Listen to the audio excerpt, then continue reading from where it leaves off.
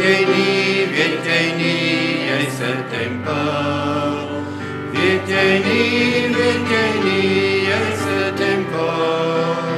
Weet jy nie, jy's 'n tempel. Jy is 'n tempel van die Heilige Gees. Vol van lof, vol van krag, vol van glorie.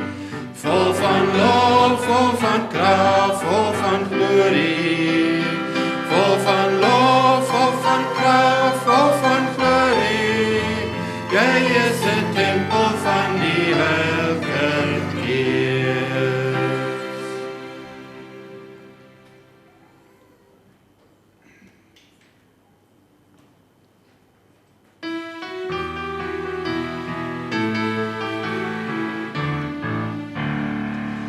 Verslang vir Jesus, verslang vir Jesus, verslang vir Jesus elke dag. Met my Bybel in my hand en Jesus aan my kant. Verslang vir Jesus elke dag. Verslang vir Jesus, verslang vir Jesus, verslang vir Jesus elke dag. Met my Bybel in my hand en Jesus aan my kant. Verslang vir Jesus elke dag.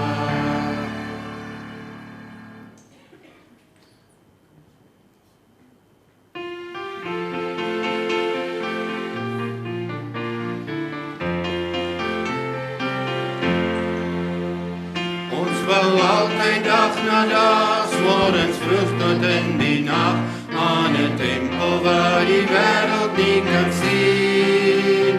Elke oorwinning in sy naam voeg die stene stewig saam, aan 'n tempel vir die ewigheid. Ons wil altyd dag na dag, morgens vroeg tot in die nag, aan 'n tempel waar die wêreld nie kan sien. Elke oorwinning in sy naam voeg die stene stewig saam, aan 'n tempel vir die ewigheid.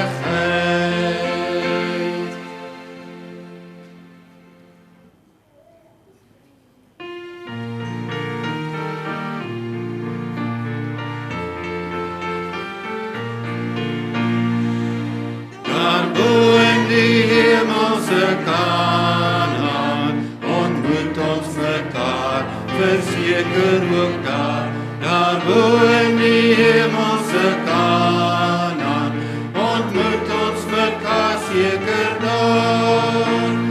As jy daar is, voor ek daar is, kyk uit vir my, want ek kom ook. Daar bo in die hemelse Kanaan ontmoet ons mekaar seker daar. Daar bo in die hemelse Kanaan ontmoet ons mekaar, verseker ook daar. Daar bo in die hemelse Kanaan ontmoet ons mekaar seker daar. As jy daar is, voor ek daar is, kyk uit vir my, want ek kom ook. Daar bo in die hemelse Kanaan ontmoet ons mekaar seker daar.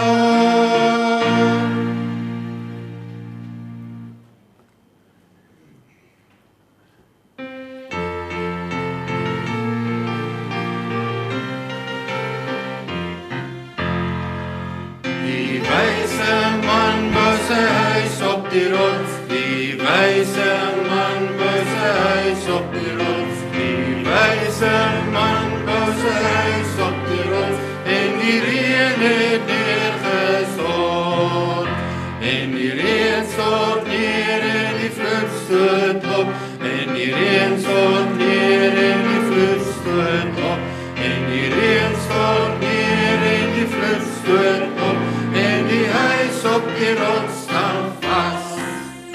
Die dwaase man bou sy huis op die sand, sy dwaase man bou sy huis op die sand, die dwaase die reën het neergestort. En die reën stort neer en die vloed stoot op. En die reën stort neer en die vloed stoot op. En die reën stort neer en die vloed stoot op. En die huis op die sand val plat. So bou jou huis op Jesus die rots. So bou jou huis op Jesus die rots. So bou jou huis op Jesus die rots. En die seëninge daal neer. En die seën daal neer as gebed opstyg. En die seën daal neer as gebed opstyg. En die seën daal neer as gebed opstyg. En die seëninge daal neer. Goed, vir almal wat kan, moet ons nou staan asseblief.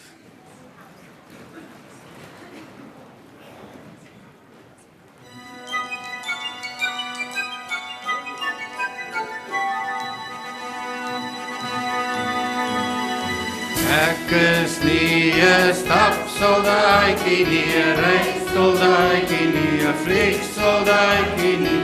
Ek is nie 'n skietsoldaatjie nie, maar ek is Jesus se soldaatjie, ja meneer. Ek is Jesus se soldaatjie, ja meneer. Ek is Jesus se soldaatjie, ja meneer. Ek is nie 'n stapsoldaatjie nie, 'n reissoldaatjie nie, 'n vliegsoldaatjie nie. Ek is nie 'n skietsoldaatjie nie, maar ek is Jesus se soldaatjie, ja meneer. Ek is nie 'n stapsoldaatjie nie, 'n reissoldaatjie nie, 'n vliegsoldaatjie nie. Ek is nie 'n skietsoldaatjie nie, maar ek is Jesus se soldaatjie, ja meneer.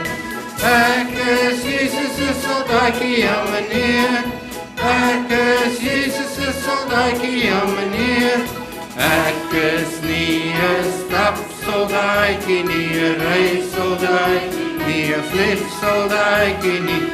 Ek is nie 'n skietsoldaatjie nie, maar ek is Jesus se soldaatjie, ja meneer. Okay.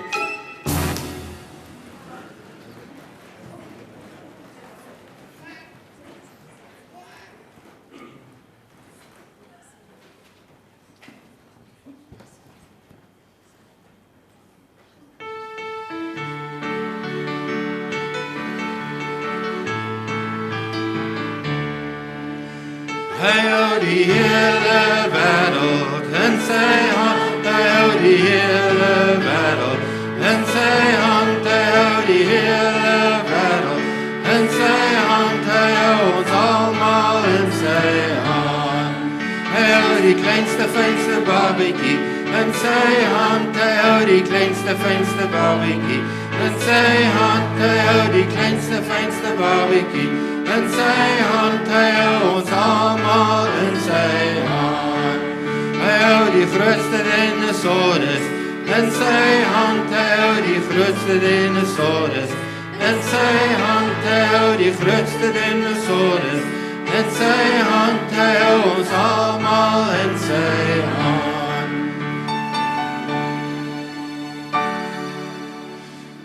Hy hou vir jou en my ook in sy hand, hy hou vir jou en my ook in sy hand, hy hou vir jou en my ook in sy hand, hy hou ons almal in sy hand. Hy hou vir oupa en ouma in sy hand, hy hou vir papa en mamma in sy hand, hy hou vir boetie en sussie in sy hand, hy hou ons almal in sy hand. Hy hou die hele wêreld in sy hand, hy hou die hele wêreld in sy hand, hy hou die hele wêreld in sy hand, hy hou ons almal in sy hand.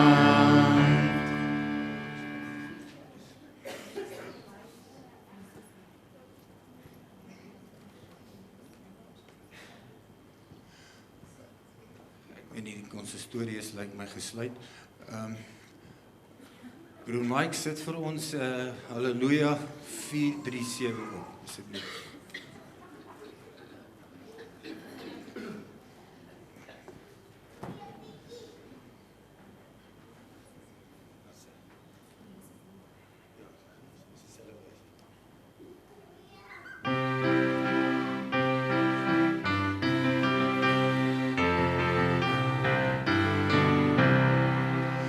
Jesus Christus het my lief, in die woord kan ek dit leer, al is ek ook swak en blind, nooit verwerp by my as kind.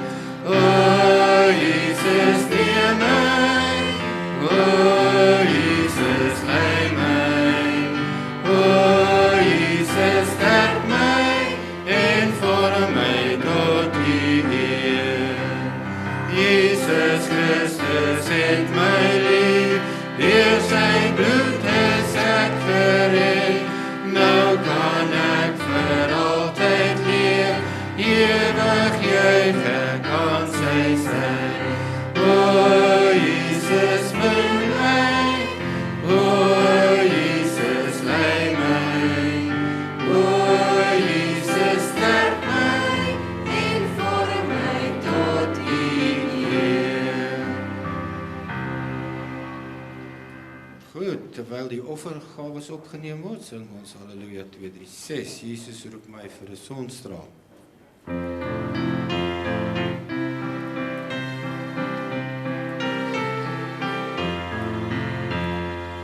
Jesus roep my vir 'n sonstraal, om elke dag te skyn. Om te behaag is my skrewe, al is my liggie klein. 'n sonstraal, Jesus roep my vir 'n sonstraal, 'n sonstraal, 'n sonstraal. Laat my 'n sonstraal steeds wees. Jesus ek bid U wil help my, en hou my hartjie rein.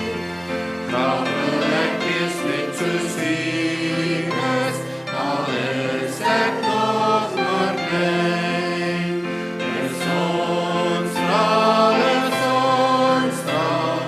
Jesus roep my vir 'n sonstraal, 'n sonstraal, 'n sonstraal. Laat my 'n sonstraal steeds wees.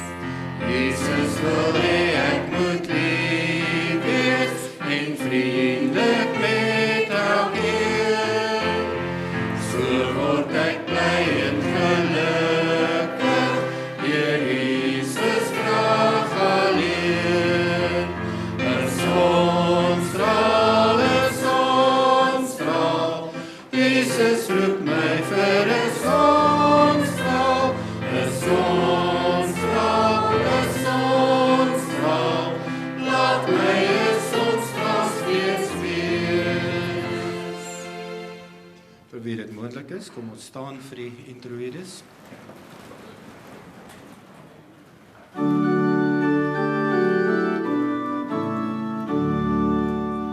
Gee dat die Gees die leraar sterk, die siel sit op al sy werk, sodat die woord in ons kan lewe. Dit sal ons ware godsvrug leer, om steeds te lewe tot U Heer, want U het al ons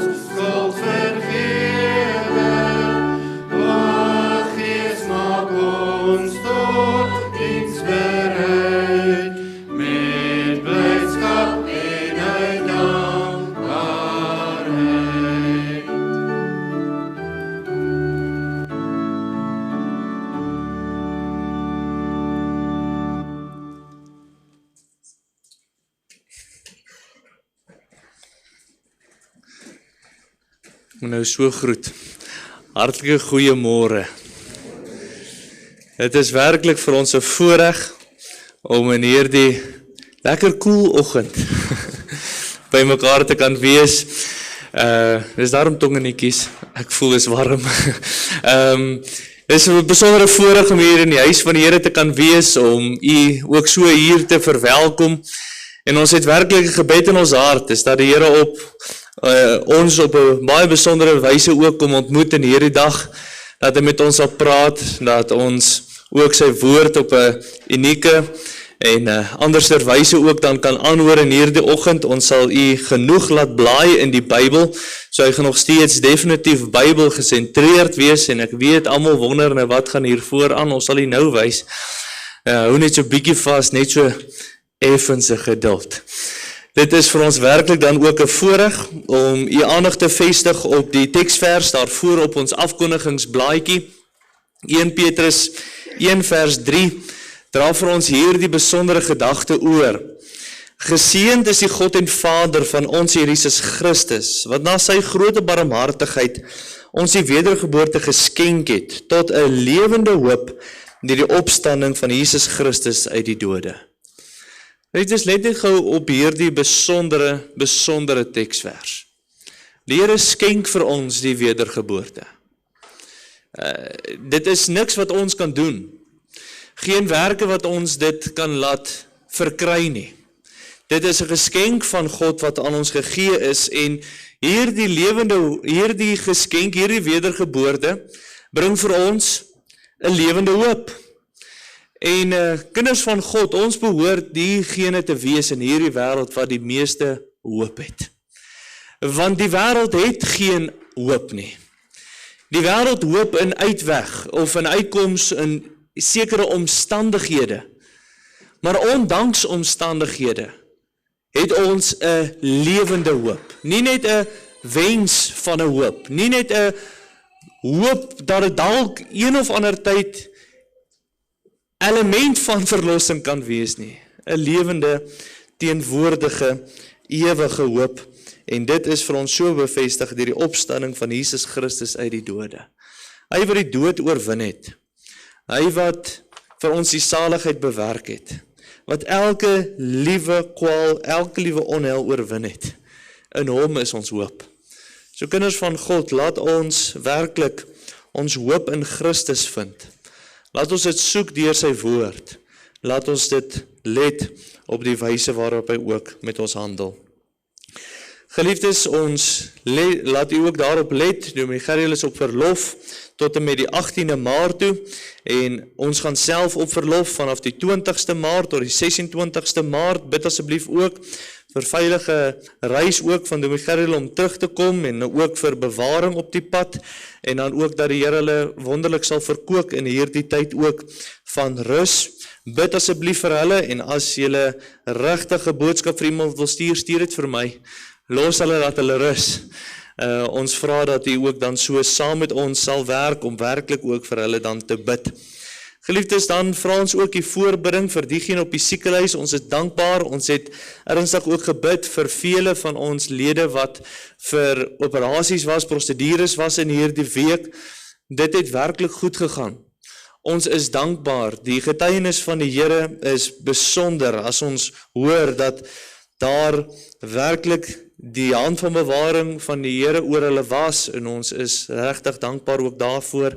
Geliefdes, dit leer vir ons hierdie een besondere ding. God hoor gebed. En laat ons nooit moeg word om te bid nie, maar laat ons voortdurend intree in hulle posisie, onsself kom indink en daarin staan, en dan ook so vir hulle te bid.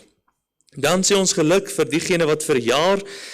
Dit is die 18de, is dit skoonsis, Wilma Koetser verjaar dan ook 18de Maart, en dan verjaar daar so ander ou die 22ste Maart, en aan die 23ste Maart verjaar dan Helene Koetsee. Hartlike geluk ook met die verjaarsdag, en is 'n voorreg om hierdie week dan saam met u te deel, om ook so dan ons nuwe lewensjaar te vier deur die genade van God alleen. En jy's in daardie lig, daarso is ek is baie opgewonde vir vanaand, om die woord weer te bring, definitief, maar ek sien daar's vleispastytjies.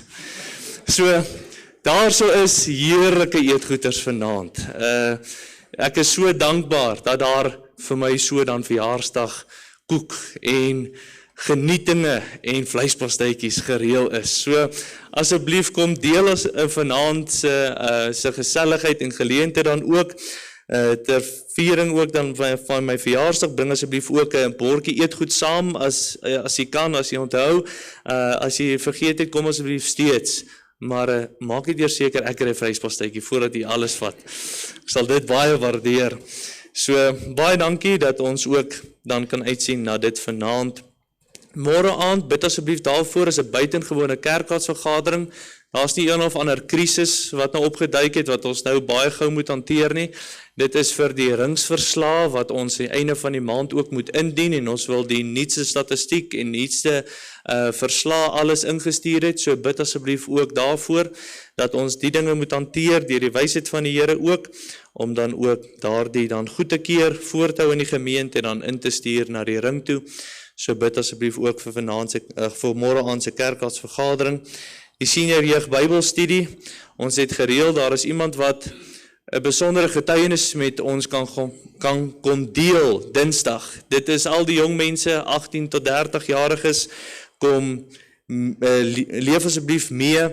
Daarso is so gedagte, ons wil een of ander tyd ook, wil ons 'n vaste volleybal net bou, so ons wil bietjie ook graag as jong mense saam volleybal speel, bietjie meer gereeld ook, maar Dinsdag aand is daar 'n besondere getuienis wat ons gaan aanhoor, so kom asseblief ook dan daarheen, die bid hier Woensdag, en dan vestig ons die aandag al reeds op Paasnaweek. Geliefdes, kan jy glo, dit is al amper Paasnaweek. Hulle sê altyd, as in die kerklike kalender, as Pinkster verby is die jare omtrent al verby, en is ons baie naby al in dit ook. So geliefdes, kom deel asseblief ook daarin, in die Paasnaweek, Paaskonferensie op Eden. Jy is welkom om daarso ook te bespreek, en dan ook die wonderlike belewenis dan so saam ook te geniet. Kom ons buig voor die Here, net in hierdie oggend.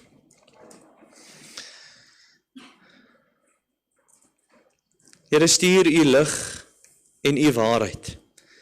Laat die ons lei, en laat die ons bring na u heilige berg en na u woninge. Amen. Geliefdes, vervolgens wil ons vra dat u saam sal staan om ons openingslied te sing tot eer van die Here.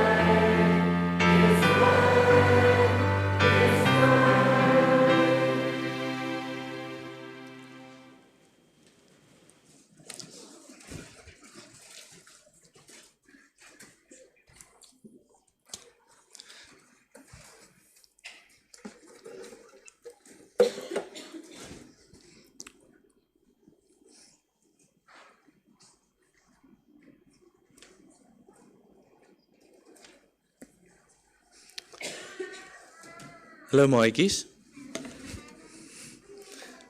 Hallo maatjies. Dis 'n besondere geleentheid dan ook wat ons het in hierdie dag, om dan ook so op hierdie wyse die woord van die Here te bedien. En ons gaan dan ook, sodra ons gaan alreeds kan voortgaan, ons gaan die skriflesing nou hanteer, maar ons wil net eers die aandag gou vestig hier op die bord, en wat hier aan die langs aan ook aangaan. Maatjies, nou, wat is dit? 'n robot, ja, ook 'n robot. 'n verkeerslig, mense, julle praat so mooi Afrikaans. Dis 'n robot, ons ken hom as 'n robot. Nou, sien julle probleem met hierdie robot? Hy's af. Dit is 'n Afrikaanse robot, nee.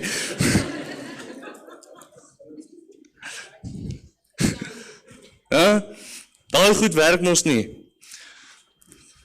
Nou, die ligte werk nie. Maar kyk gou hierso.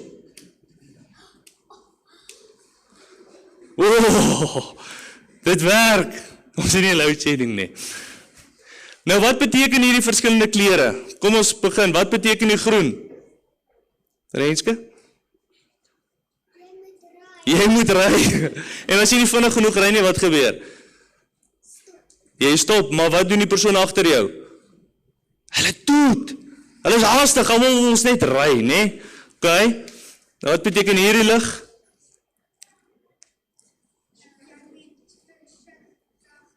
Jy moet versigtig wees, ja. Jy moet stop. Wat gebeur in Suid-Afrika?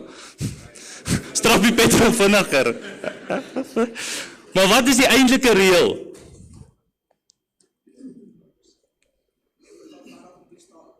Jy moet begin stadiger, jy moet begin wag, né? En die rooi lig? Jy moet stop. Opsioneel?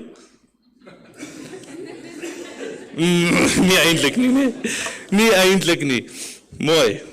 Daar is 'n paar maatjies wat nou geantwoord het.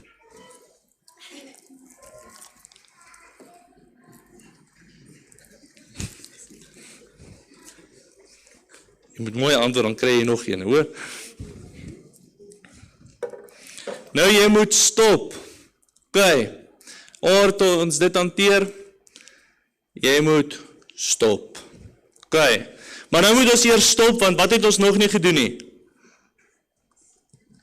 Ons het nog nie Bybel gelees en gebid nie, né? Waar is julle Bybels? Jy het julle Bybels by julle? Jy moet julle Bybels bring, hoor? Kom ons blaai na Markus hoofstuk 16 toe.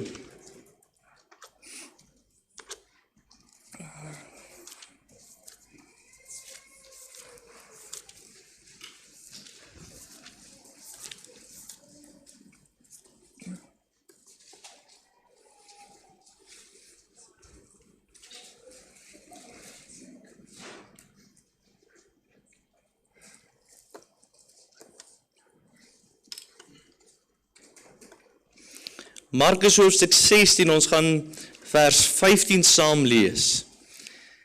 En hy het vir hulle gesê, gaan die hele wêreld in en verkondig die evangelie aan die ganse mensdom. Hoor julle daar die woorde gaan? Gaan die hele wêreld in en verkondig die evangelie aan die ganse mensdom. By watse kleur dink julle pas daardie teksvers? By die groene. En jy kan 'n groene vat. Mooi. By die groene. Nou daarso is klomp ander teksverse wat ons ook net nou sal opsoek, maar ons het die groene gelees, en hy het vir hulle gesê, gaan die hele wêreld in en verkondig die evangelie in die ganse mensdom. Het julle geweet, dat ons kan raak sien in die Bybel ook, dat ons moet gaan, dat ons moet wag en dat ons moet stop? Klomp verskillende teksverse wat al hierdie dinge vir ons noem. Partykeer moet ons doen, ander keer moet ons net so bietjie wag, né? Ander keer moet ons dadelik stop. So het ophou met wat ons doen. Ons besig dalk met verkeerde dinge, né? Jy al iets verkeerds gedoen. Jy moet nie vir my sê wat nie. Nou wat moet ons alles doen? Wat dink julle in die Bybel? Wat sê die Bybel? Moenie na al die kripnotes kyk nie, kyk julle. Wat sê die Bybel moet ons alles doen? Wat moet ons doen? Jy moet by hierdie kripnotes gesien. Jy het hom ook gesien, die kripnotes.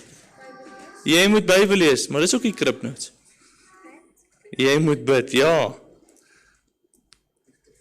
Julle nie 'n ander een nie?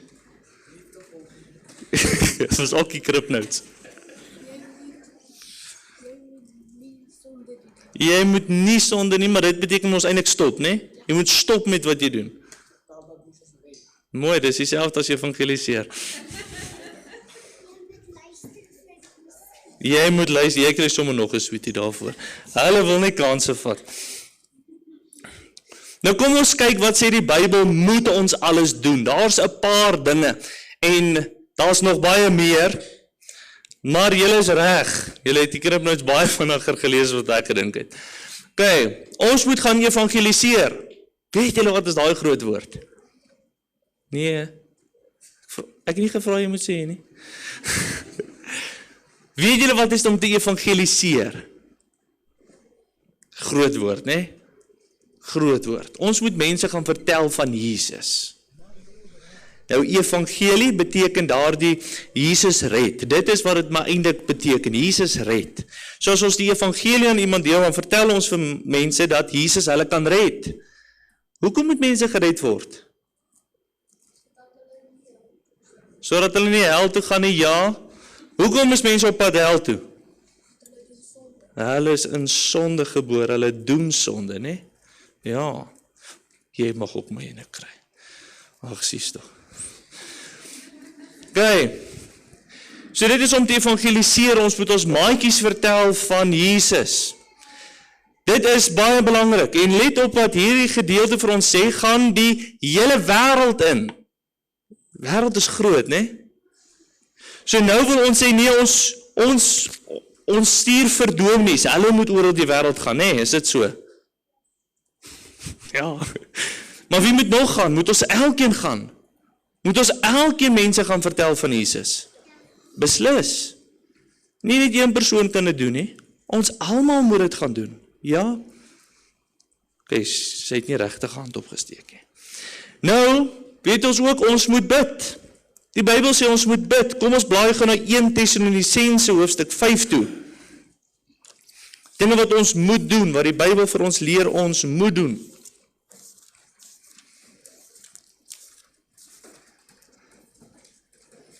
Kom katkesante, lees vir ons 1 Tessalonisense 5 vers 17.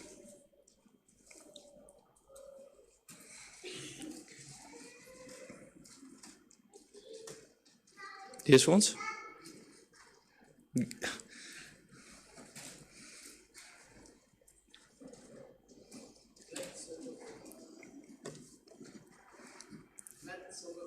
Bid sonder ophou. Nou mag jy jou sweetie kry.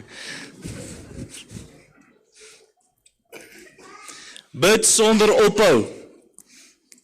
En maatjies, wat doen ons as ons bid? Nee, ons lees dit albei. Ons is saam met Jesus, ons bid tot hom, ja. Ons praat met die Here, ja. Ja, sissie. Ons luister vir Jesus. Ons bid vir God. Ja, hulle verstaan die begrip, né? Ons is besig om te bid. Nou waaroor moet ons bid? Ons moet bid oor Jesus, ja. Ons moet bid vir ons sondes, ja. Ja, beslis.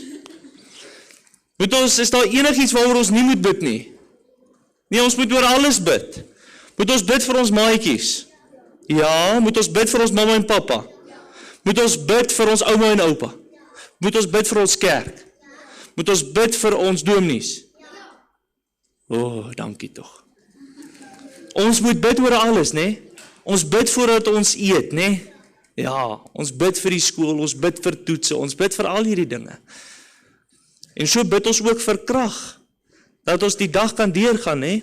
Dat ons kan doen wat die Here vir ons sê ons moet doen. Daarom hoor gou weer daardie woorde, bid sonder ophou. Ons moet aanhou en aanhou en aanhou bid, né? Ons moet heeltyd bid. Leer pappa en mamma julle om te bid. Mooi. Hulle moet nie ophou met dit vir julle te leer nie. Dan, ons moet ook liefdevol wees. Dankie Gert, jy gaan vir ons daai 2 teksverse lees, né? Johannes 15, leer vir ons nog dinge wat by die groen pas, wat ons moet doen. Johannes 15 vers 12 en vers 17.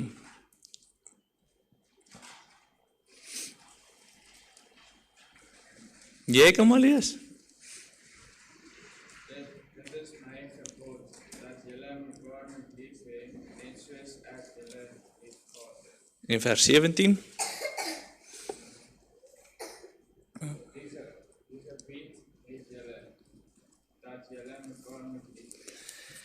Daarso het die Here met sy disippels gepraat, en wat leer hy vir hulle? Die ander maatjies kan ook antwoord, ek het baie sweeties. Dat ons mekaar moet lief hê. Ag, ons kan mos nou nie.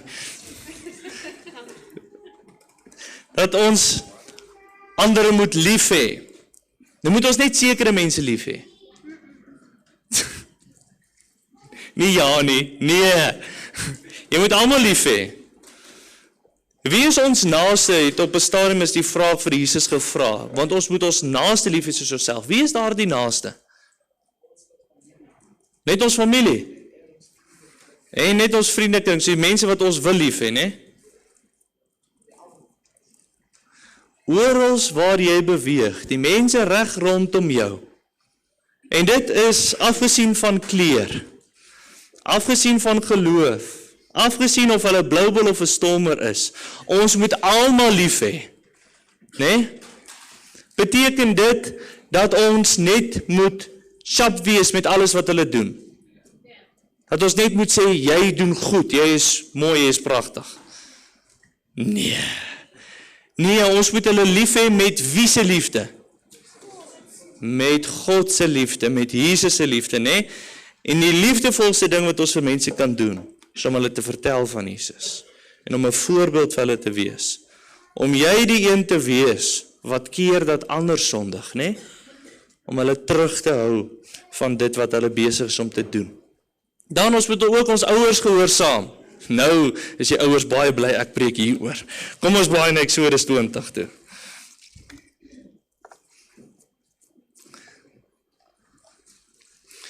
Eksodus 20, dit is natuurlik die wet van die Here wat daarin opgeskrywe is. So dit is al die moets en moenies wat ons nie moet doen nie, wat ons moet doen. Maar daarso baie keer van, as ons daar die wet lees, dan sê ons daar baie dinge wat ons nie moet doen nie, né? Maar hier is 'n baie positiewe ding wat gesê word in daardie gedeelte. En daar sê positief, eer jou vader en jou moeder. Wees hulle gehoorsaam, dat jy daar verleng mag word in die land wat die Here jou God aan jou mag gee. So eer jou vader en jou moeder, ons moet vir hulle luister, ons moet gehoorsaam wees, ons kan nie net heeltyd dink ons is baas van die plaas nie, né? Ons moet luister, die ouers moet vir ons dan ook so leer. Dan moet ons ook Bybel lees. Is dit belangrik? Lees julle Bybel? Mooi, ek hoor 'n bietjie minder ja, maar ek is bly daar's ja. Psalm 119 leer vir ons juis dat ons moet Bybel lees. En nou bring hy juis vir ons kindertjies, vir ons jong mense, leer hy, waarmee sal die jongeling sy pad suiwer hou? Is julle jongelinge? Is jy jonk of oud? Is jy oud? Okay, is jy jonger of ouer as jou pa? Is jy ouer as hy? Dink jy is die ouer? Ek sien so. Ons is jonger, né? Jong mense. Nou waarmee sal die jongeling sy pad suiwer? So hoe moet ons weet hoe ons moet doen, Reinhard? Hoe moet ons weet wat ons moet doen in die lewe? Ons moet reg loop. Hoe weet ons? Wat moet ons lees? Die Bybel, né? So hoe gaan ons weet wat is reg en wat is verkeerd? Wat wil Jesus van ons hê? Ja. Dis reg? Bybel. Die Bybel lees, mooi sussie. Jy moet die Bybel lees. Sterkte, jy het baie suiker by die huis nou hoor. Jy moet die Bybel lees. So waarmee sal die jongeling sy pad suiwer hou? Deur dit te hou na u woord. So hier is vir ons wat ons moet doen en wat ons nie moet doen nie, hoe ons moet leef. So ons moet die Bybel lees sodat ons kan weet hoe om te doen. Hoe gaan ons weet wat om te doen as ons nie weet wat om te doen nie? Verstaan, dit maak net eenvoudig sin. Okay. Ons moet die Bybel lees sodat ons kan weet hoe om weg te bly van sonde en te doen wat die Here van ons vra. En dan moet ons ook natuurlik kerk toe gaan. Nee? Die Bybel leer vir ons daar in Hebreërs 10 vers 25 dat ons nie die onderlinge byeenkomste moet versuim nie. Dat ons moet kerk toe gaan, met ander woorde. So daai sonnagoggend wanneer ons moeg is, dat ons dan kerk toe gaan. Of moet ons net bietjie rus, want volgende week is 'n lang week. Moet ons kerk toe gaan of moet ons bietjie slaap? Ons moet kerk toe gaan, is dit ook wat jy wil sê, sussie? Julle ook, ons moet kerk toe gaan. Maar wat as ek 'n groot rugbywedstryd gehad het, en ek is baie seer? Jy moet nog steeds gaan. Wat as ek regtig, ek het baie lank gery, dan is ek baie moeg, en jy moet kerk toe gaan. Het is baie belangriker om die gees te voed as die liggaam. Die woord van die Here voed ons hart. Dit voed ons hele wese en dit het 'n uitwerking in ons liggaam. So as ons naderhand begin daardie gewoonte hê, jy het al gesien as jy iets doen, eerste keer is dalk as jy iets verkeerd doen, hè? Die eerste keer is moeilik. Tweede keer is bietjie makliker en naderhand dan is jy besig met hierdie verkeerde ding.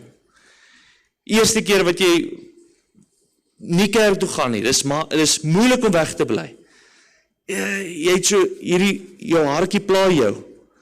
Die tweede keer dan is dit bietjie makliker en so bly jy weg en dit pla naderhand jou hartjie nie meer nie. Nou dis wat ons nie moet doen nie. Ons moet die gewoonte hê, ons moet dit heeltyd weekliks doen om kerk toe dan ook te kom. OK. Nou hierdie groen liggie skyn nou genoeg in ons oë.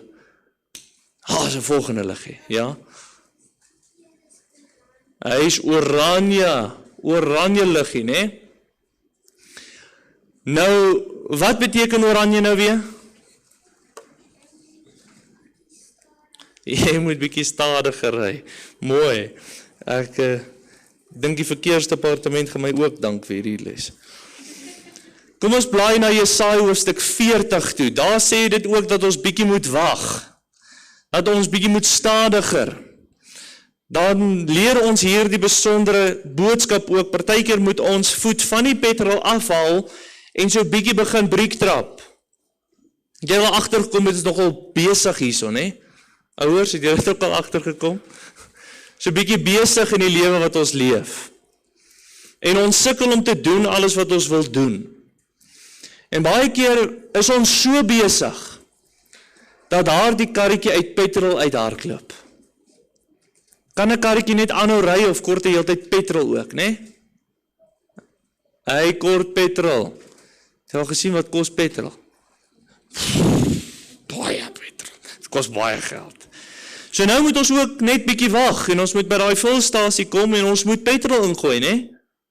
So nou hoor wat sê die Bybel in Jesaja 40 vers 31. Hy sê, maar die wat op die Here wag, kry nuwe krag. Hulle vaar op met vleuels soos die arende, hulle hardloop en word nie moeg nie, hulle wandel en word nie mat nie. Nou hier is 'n groot gedagte om op die Here te wag. Dit is baie groot woorde, né? Maar julle weet wat is wag. So om rustig nou te wees, om geduldig te wees, is dit maklik? Nee. Ons moet soms net bietjie stil word, né? Kyk hoe tikkel hulle mekaar op. Hulle hou nie van wag nie.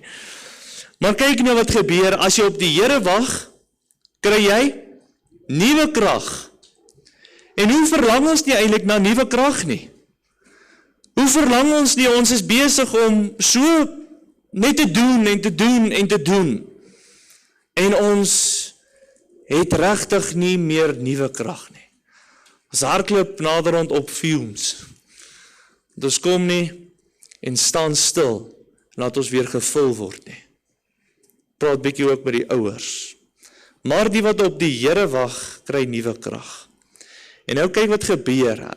Nou word dit verduidelik met diere. Daarso hulle vaar op met vleuels soos die arende. Jy al 'n arend gesien sweef? Lyk lekker, né? Nog nooit nie. Jy al 'n voeltjie gesien vlieg. Jy al gesien as hulle lyk of hulle stil staan, maar hulle maak so. Dan vlieg hulle so in daai wind en dan maak hulle net so. Nou daardie arende, hulle vlieg baie hoog met sulke lugstrome wat daar so is. Dan maak hulle net so. Dan vaar daai lugstroom hulle oral waar hulle gaan. Lyk nie of daar baie moeilikheid is nie, né? Hulle vlieg net al te lekker. Maar nou die volgende een, sien jy, hy word so bietjie stadiger, hulle hardloop. Nou hardloop kan 'n voël vinniger vlieg as wat ons hardloop. Ja, julle ook katkesante, is julle vinniger. Hardloop is 'n bietjie stadiger. Maar nou hoor ons daarso is 'n gevolg en word nie moeg nie. Nou wie van julle hou van fiksheid? Ek het nooit van fiksheid gehou op skool nie. Maandag was fiksheid by die rugby gewees. En dan dit was verskriklik. Jy het opgehou wanneer jy nie meer kon hardloop nie. So hulle hardloop en word nie moeg nie. Dit sal lekker wees, né? As jy net kan hardloop en nie moeg word nie. Ek weet ook, die draf is my bietjie boring. So, maar nou kyk wat gebeur. Natuurlik is dit as jy hardloop en word jy moeg. Maar nou sê hulle hardloop en hulle word nie moeg nie en hulle wandel en hulle word nie mat nie. Dis wat gebeur as ons op die Here wag. Kom ons kyk gou na 'n paar teksverse. As ons op die Here wag. Nou maatjies, het julle al gesukkel by die huis met iets, dan kry jy nie net 'n mooi reg nie, dan roep jy pappa of mamma, kan jy my help? Of jy vat dit na pappa toe en sê help my. Het dit al gebeur? Ja. Kon julle dit self reg kry? Nee, anders het jy nie vir hulp gevra nie. Dis logies. So julle het vir hulp gevra. So julle het gewag dat pappa of mamma julle help, né? Terwyl hulle besig was om dit reg te maak, toe moes julle wag. So julle verstaan wat dit beteken het is om net so bietjie te wag. Dis moeilik, maar ons verstaan wat dit is. So nou sê die Bybel ook dat ons moet wag op die Here. En daarso is vir ons 'n paar leidrade hoekom ons moet wag op sy Here, op die Here, sodat hy ons kan help. Kyk wat sê Psalm 33 vers 20.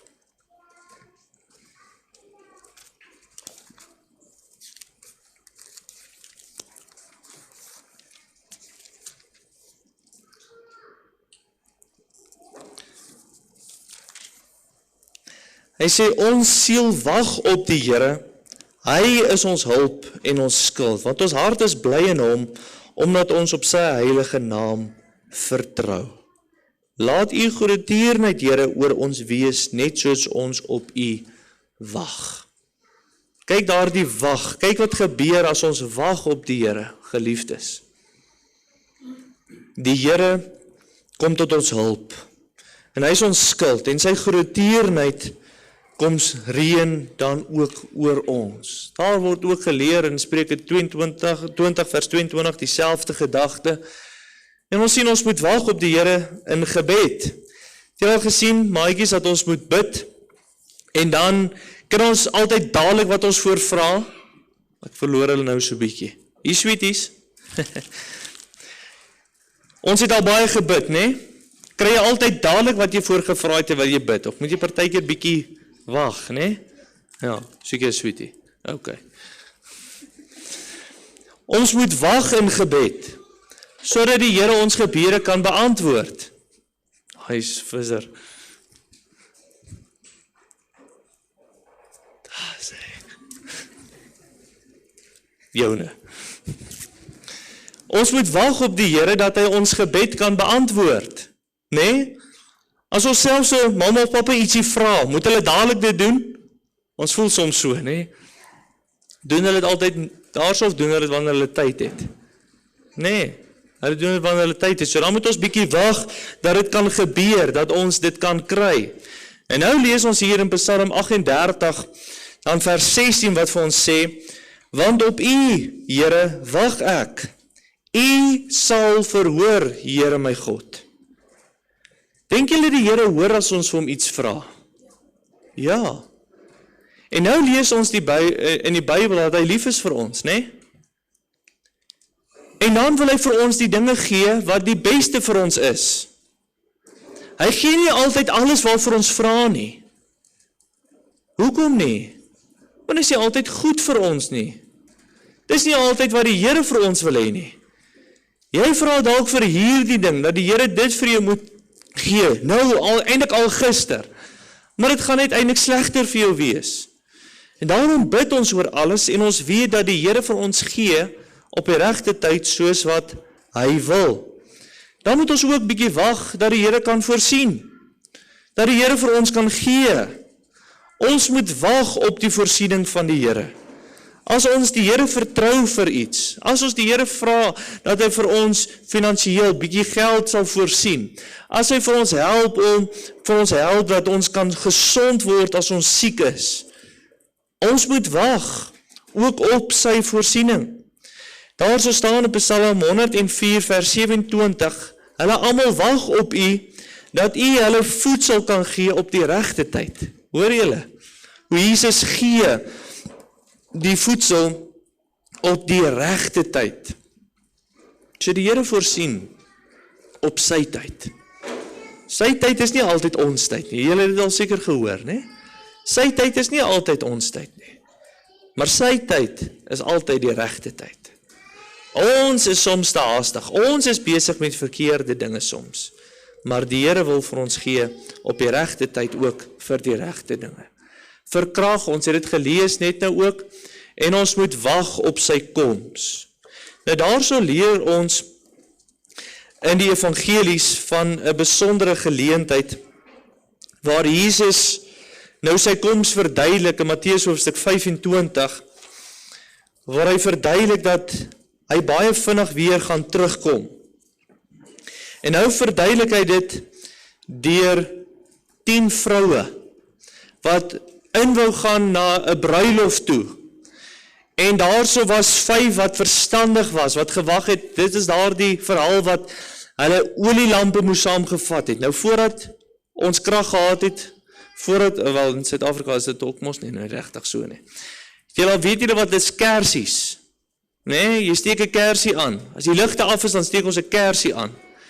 Nou daarso was 10 vroue gewees wat amper iets soos 'n kersie moes saamvat, dat hulle kan wag, dat hulle kan sien waar hulle moet loop op pad na 'n bruilof toe. Dis 'n troue toe. En hulle het gewag vir die bruidegom, vir die man van die troue om te kom, né? En toe wat gebeur het, hulle het daar die kersies aangesteek om lig te kan hê, en net 5 van hulle het net 1 kersie gevat, die ander het meer kersies saamgevat. So hulle was verder voorbereid gewees. En toe raak dit bietjie lank, van die bruidegom bietjie lank om te kom, en al daai kersies word heeltemal klaar gebrand. En toe hoor hulle, hier kom die bruidegom, en net 5 van hulle het kersies gehad, so net hulle kon sien waar hulle moet loop, want hulle het extra saamgevat. Hulle was gereed gewees vir as hulle bietjie langer moes wag. En so leer ons in hierdie gedeelte, dat die wat gereed is, kon ingegaan het na die bruilof toe. Die wat reg was, die wat voorbereid was, om hulle pad ook te vind na die bruilof toe. En so word dit dan vergelyk, geliefdes, met die koms van die Here, dat ons wagtend en gereed moet wees op die koms van die Here. Dis nie net 'n agteroor sit en ons wag dat hierdie beloftes van die woord nou vervul sal word nie. Maar dit is 'n aktiewe wag. Dis 'n voorbereidende wag. Dis 'n gereedmaak wag. Wat bitter belangrik is jy moet gereed wees. Jy moet seker wees as die bassein gaan blaas, jy gaan saam. Daarna moet jy besef dat jy voor God gaan staan en jy gaan moet verantwoording doen vir jou dade. Jy gaan verantwoording doen vir dit wat jy gedoen het en dit wat jy nie gedoen het nie. Is jy gereed vir die koms van die Here terwyl ons hom verwag? Wat se kleur is hierdie? Rooi. Wat beteken dit nou weer? Stop. Dit beteken stop. Psalm 46 vers 11. Gaan jy hom vir ons opsoek. Psalm 46 vers 11.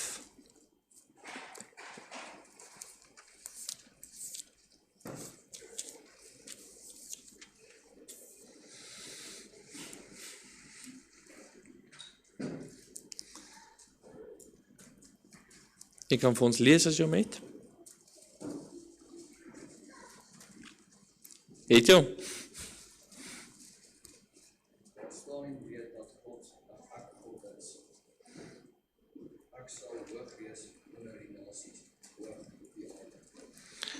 Hoor daar die teksvers, laat staan en weet dat ek God is. Daar die laat staan beteken staan stil, stop. Laat staan en weet dat ek God is. So ons moet stop Ons moet net op 'n hardloop vir 'n oomblik en ons moet nou tot stilstand kom. Ons moet stop. Waarmee moet ons stop, dink julle? Ja? As jy te vinnig ry, ja, jy moet stop as jy te vinnig ry, ja. Jy moet stop met sonde, ja. Jy moet ongeloof, dis nou alles my kripnotes, né? Lees die ander een op maar. Te dink jy kan weggryp. Met vloek, dit is sonde. Okay, maar jy moet hierdie sweetie vir iemand anders gee. Okay. Ja. Jy moet stop want die polisie gaan jou vang. Ja. Jy moet ophou sonde doen, ja. En die Bybel leer vir ons moet ophou met sonde. Sonde is verkeerd, né? Sonde is nie wat die Here vir ons wil hê nie. Maar van nature is sonde lekker. Ons sê die regte antwoord, maar eintlik is dit ja. Die mens wil sonde doen, maar dit is verkeerd om dit te doen. Jy word gebore met 'n hartjie wat die verkeerde dinge wil doen. En al maniere hoe jy kan stop daarmee is om jou hartjie vir Jesus te gee.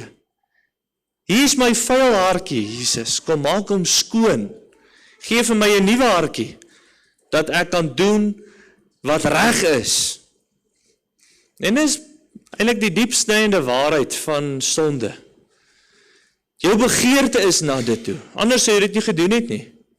Jy moet verlos word van daardie begeertes. Jy moet verlos word van daardie selfsug. Jy moet verlos word van daardie begeerte na die verkeerde toe. Dit is al manier. Jy kan probeer om die regte ding te doen. As jy nie verlos word van sonde nie, sal jy aanhou met die verkeerde. Jy moet verlos word. Jy moet gered word van sonde. Jy kan nie jouself red terwyl jy besig is om te verdrink in 'n swembad nie. Jy kan nie jou in jou hare uit optrek nie. Jy word iemand van buite wat jou uithaal, wat jou uit daardie lewe van sonde haal, wat jou hart binne, wat die aanvoerder is van hierdie verkeerde dade. Dit moet verwyder word. Jesegiel beskryf dit as 'n hart van klip wat uitgehaal moet word en jy moet 'n hart van vlees ontvang sodat jy kan doen wat welbehaaglik is voor die Here. So hoe stop ons met sonde, maatjies? Jy moet vir Jesus luister. Jy moet Bybel lees, maar jy moet gered word. Jy moet verlos word. Natuurlik dan ook, ons gaan daardie prioriteite net eers, ironies genoeg oorsien. Ons moet ook stop met ongeloof. Ek wil graag daarmee ook met die ouer mense afsluit. Ons moet ophou met ongeloof. Ons lees daarso in Markus hoofstuk 6. Jesus het die voorafgaande gedeelte, het hy verskriklik baie groot wonderwerke gedoen, hy het baie mense genees, hy het mense uitgestuur, hy het die dogtertjie van Jairus het hy genees, hy het die vrou wat aan bloedvloeiing gelei het genees, hy het die besetene van Gadara verlos. En nou lees ons dat Jesus in Nasaret kom in Markus hoofstuk 6, na al hierdie besondere groot werke van God. Lees ons hier in Markus hoofstuk 6, waar hy in sy eie vaderland gekom het. En hulle verag Jesus en hulle sê nie, hy is die seun van God nie, maar hy is maar 'n timmerman. En Jesus sê daar so, profeet is nie ongeëerd nie, behalwe in sy vaderland en onder sy familie en in sy huis. En nou hoor nou die kontras, hy het al daardie groot werk gedoen. Maar vers 5 en vers 6 van Markus hoofstuk 6 leer vir ons. En hy kon daar geen krag doen nie, behalwe dat 'n paar siekes die hande opgelet en hulle gesond gemaak het. En hy was verwonderd oor hulle ongeloof. En toe gaan hy daar uit en hy het in die dorpe daar rondom gaan werk. Geliefdes, die Here doen dalk nie groot werk in jou lewe nie. Kan wees oor jou ongeloof. Jy hoor van besondere werk wat God doen in ander se lewens. Jy hoor van wonderlike tye van verkoeking wat ander het. Jy hoor van seën. Jy hoor van verlossing. Jy hoor hoe die Here werk op ander plekke. Maar nie in jou lewe nie. Is dit dalk weens jou ongeloof? Is dit dalk weens omdat jy nie regtig glo dat God kan verlos nie. Jy bid, maar nie met jou hele hart nie. Jy vra maar net omdat jy geleer is om te vra, maar eintlik twyfel jy baie sterk. Kan ons regtig verwag om iets te ontvang as ons nie glo in wat ons vra nie? Nee, ons leer in Hebreërs hoofstuk 11, en sonder geloof is dit onmoontlik om God te behaag. Maar hy wat tot God gaan, moet glo dat hy is. Wat is dit dat ons glo dat hy is? Let op daardie beskrywing van wie God is. Dat hy God is, en dat hy 'n beloner is van die wat hom soek. As jy na die Here toe gaan, moet jy deeglik bewus wees, hoe groot is hy? Hoe magtig is hy? En al die werk wat hy kan doen. Hoekom anders bid jy? God kan gebed verhoor. En dit is baie in lyn met daardie laaste gedeelte ook. En dan het ons nog net die ander ene om te hanteer. Daar so in 2 Kronieke, net gou op my kripnoot weer kyk, 6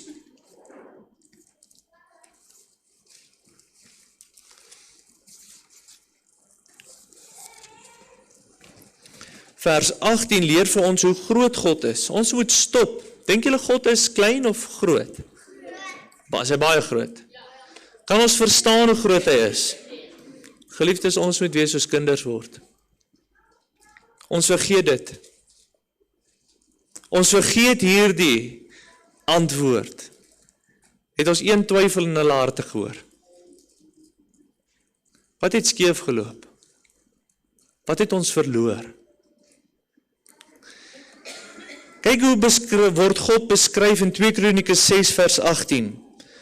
Maar sou God werklik by die mense op die aarde woon, die hemel, ja, die hoogste hemel kan u nie bevat nie. Hoe word God daar so beskryf, dat selfs die hoogste hemel te klein is vir die grootheid van God. Daarom is die Here orals. Want daar is geen plek wat hy nie in kan wees nie, want hy is net so groot. Hy kan nie vasgevang word in 'n plek nie, en tog is hy hier teenwoordig hier by ons. God is baie groot. Groter as ons probleme. Groter as ons uitdagings. Groter as ons stres. Groter as ons senuwees. Groter as ons vrees. Groter as ons baas. Groter as ons maatskappy.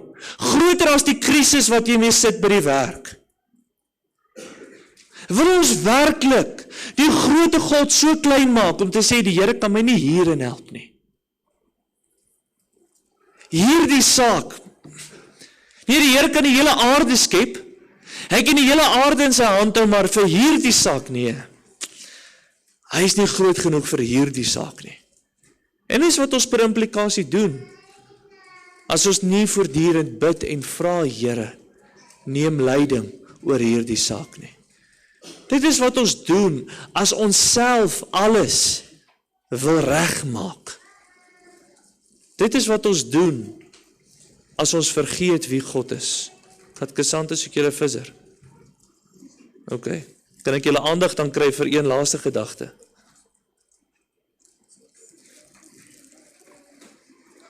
Dankie. Ek beloon julle nou vir die verkeerde goed, nee. Maar ek koop julle nou om. Ons moet ook ophou met verkeerde prioriteite. Kom ons blaai gaan na Haggai hoofstuk 1 toe. Blaai na Matteus toe, dan blaai jy 3 boeke terug.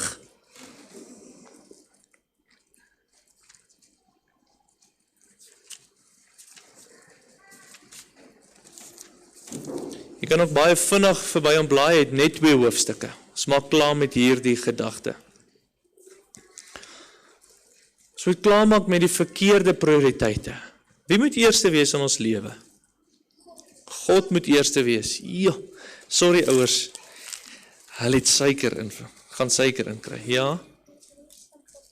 Het jy ook gesê God? Ja, die Here moet eerste wees in ons lewe. Beslis. So, wat se implikasies sal dit hê? As die Here eerste moet wees in ons lewe, hoe sal ons lewe dan moet lyk? Skoon, ja. Vlekloos, maar ons program, hoe ons dinge doen, dit sal ons bietjie anders lyk. Wat moet prioriteit hê? Nou moet ek kies. Gaan ek flieks toe of gaan ek jeug toe? Exactly. Nou moet ek wonder oor hierdie ding wat bietjie bots met hierdie. Nou moet ek kies. Wat gaan ek nou eerste stel? Gaan ek God eerste stel of so eerste stel? Julle sê die regte antwoorde. Maar die uitdaging is om dit te doen. Ons lees daar in Haggai hoofstuk 1, waar die Here deur die profeet met die volk kom praat het, en dit is in die tydperk van die konings, koning Darius se tydperk. Die tempel was in ruïnes, hy het daar so in pyn gelê, sê vers 4, maar nou praat die Here met sy volk, en hy sê daar so vanaf vers 3, vers 2, so spreek die Here van die leerskare, hierdie volk sê, nog het die tyd nie gekom, die tyd dat die huis van die Here gebou moet word nie. So die woord van die Here dan gekom deur die diens van die profeet Haggai en gesê, is dit vir julle wel tyd om in julle betimmerde huise te woon? Betimmerd beteken pragtig. Julle opgeboude, pragtige, kolossale huise. Dit is wel vir julle tyd om in julle betimmerde huise te woon, terwyl hierdie huis in pyn lê. Hy praat van die tempel van die Here. So sê die Here van die leerskare dan nou, gee ag op wat julle wedervaar het. Let op wat met julle gebeur het. Kyk wat aangaan in julle lewe. Doen 'n bietjie ondersoek en kom tot 'n gevolgtrekking, is wat daai woord in Hebreëus beteken. Hy sê, julle het baie gesaai, maar julle het min ingebring. Julle het geëet, maar nie tot versadiging nie. Julle het gedrink, maar nie genoeg gekry nie. Julle het jou geklee, maar nie warm geword nie. En wie hom verloon verhuur hom om dit in 'n stikkende beurs te steek. So sê die Here van die leerskare, gee ag op wat julle wedervaar het. Dan sê hy wat hulle moet doen, hulle moet die hout bring en hulle moet die huis bou, en dan sê hy net weer eens wat die probleem was in hulle lewe. Julle het uitgesien na baie, en kyk, dit het min geword. En julle het dit in die huis gebring, maar ek het dit weggeblaas. Waarom, spreek die Here van die leerskare? Terwille van my huis wat in pyn lê, terwyl elkeen van julle vir sy eie huis hardloop. 2 keer wat die Here sê, let op, gee ag op wat julle wedervaar het, let op wat met julle gebeur, doen introspeksie en kyk, kom tot 'n gevolgtrekking. As ons saai, verwag ons dat ons gaan maai, né? As jy maar 'n kar vol brandstof gooi, né? Dan verwag jy daai naald gaan tot heel bo gaan, né? Ja. As hy petrol getrap word sonder dat hy in 'n rad is, dan gaan hy refs mos so. En nou trap jy, maar daai refs klim jy op hier, dan sê jy, hier's iets fout, né? Ja, hier's iets fout. Of jy gaan na die snoepie toe, en jy gee jou geld vir haar die coke, maar die snoepie tannie sê, nee, wag net gou, en sy drink kom tot halfpad, en sy gee hom nou vir jou. Sy sê, wag nou, hier's iets fout, ek het betaal vir die hele coke, né? Geseël. Nie met tannie se lippe op hom nie. Ja, presies. Maar nou moet daar mos 'n probleem nou eintlik so flits. Hy het baie gesaai, maar hy het min ingebring. Hy het geëet, maar nie tot versadiging nie. Hy het gedrink, maar hy het nie genoeg gekry nie. En as ons 'n baadjie aantrek, dan word ons warm, né?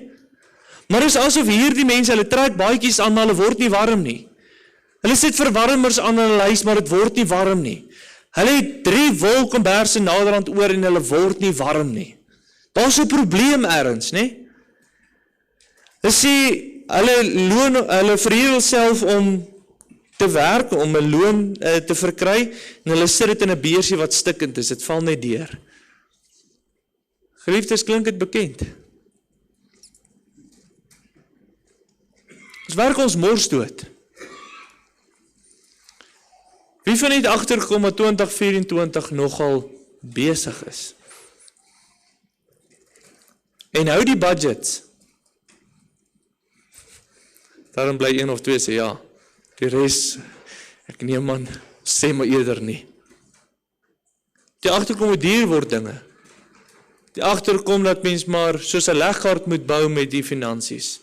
Kyk, hierdie ding kan ons nou kry, hierdie een gaan pas, hierdie een gaan nie inpas nie. En ons doen soveel moeite, doen soveel werk, besig om so ons mors dood te werk. Maar ons kry nie dit waarvoor ons werk nie. Ons kry nie dit wat ons vra nie. Ons kry net nie tyd nie. Maar wat het hier gebeur? Wat het die Here vir hierdie volk gesê? Dit is hy wat dit gestuur het. Dat hulle nie maai wat hulle gesaai het nie. Dit is hy wat oor hulle gebring het, dat hulle nie inbring wat hulle moes inbring nie. En nou wat was die default van hulle gewees? Ons moet harder werk. Ons moet planne maak. Ons moet meer, ons moet beter. Jy kan vir jou mors dood werk. As jy nie die seën van die Here het oor jou werk nie, gaan jy jou aanhou mors dood werk en jy gaan niks inbring nie. Geliefdes, gee ag op wat jy weet ervaar het. Beleef jy die seën van God in jou werksplek?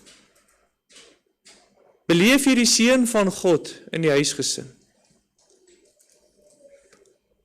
Of is daar dalk meer van die seën van die Here wat jy kan beleef? Is daar dalk meer van die genietinge van God waarop jy uitmis?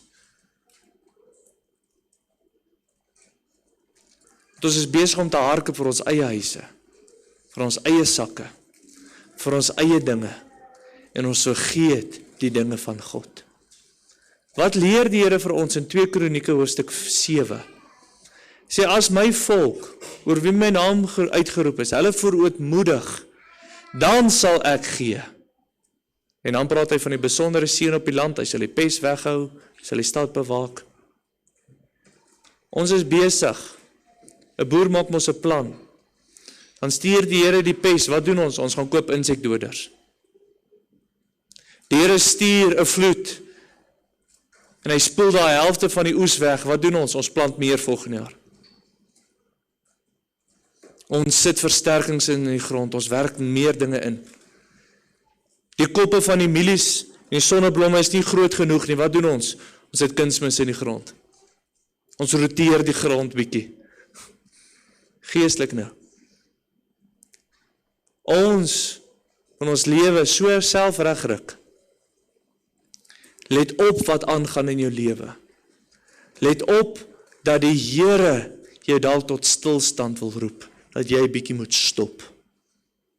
Jy werk jou mors dood, maar jy geniet niks.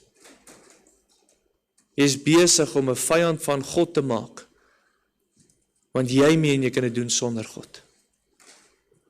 Kry jy prioriteite reg, sodat God jou kan seën.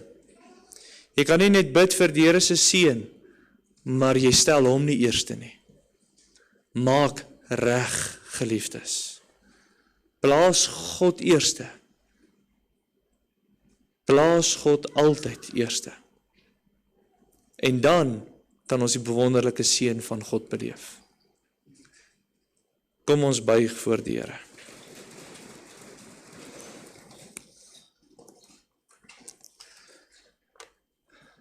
Ons Here, ons Vader, baie dankie vir hierdie besondere geleentheid, wat ons ook deur middel van iets wat ons daagliks raak sien, 'n verkeerslig, u woord ook kan bestudeer en sien, dat die woord in lyn met dit ook vir ons opdragte gee. Daar dinge is wat ons moet doen, daar tye is wat ons bietjie moet wag, en daar sekere dinge is waarmee ons moet stop. Ons kom vra, o Here God, dat u asseblief vir ons aan hierdie boodskap sal herinner. Elke keer as ons verby 'n verkeerslig ry, as ons kwaad is, as daar die lig rooi is, dat u vir ons tot stilstand sal roep, in daardie oomblik, vra wat is daar in ons lewe waarmee ons moet stop. As ons 'n lig sien wat oranje is, dat ons herinner sal word dat u vir ons roep om te wag op u. Here, en die groen lig wat ons voortdurend sal herinner aan die dinge wat ons vir U moet doen. Ons vra, o Here God, dat U met ons voortdurend sal praat en dat U Gees self die naprediker ook van die woord sal wees en dat U naam verheerlik sal word. Ons bid dit en ons vra dit alles in U naam ontwil. Amen.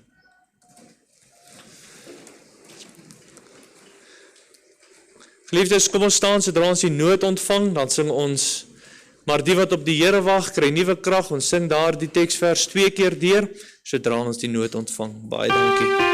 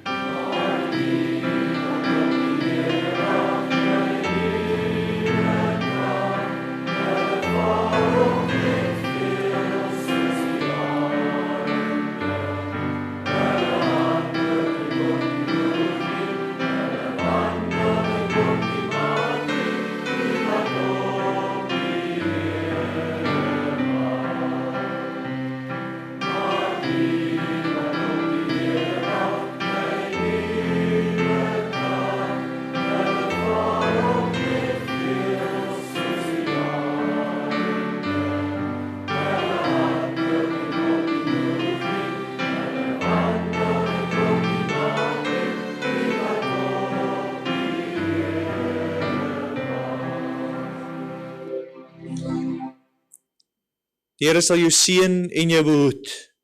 Die Here sal sy aangesig oor jou laat skyn en jou genadig wees. Die Here sal sy aangesig oor jou verhef en aan jou vrede gee. Amen.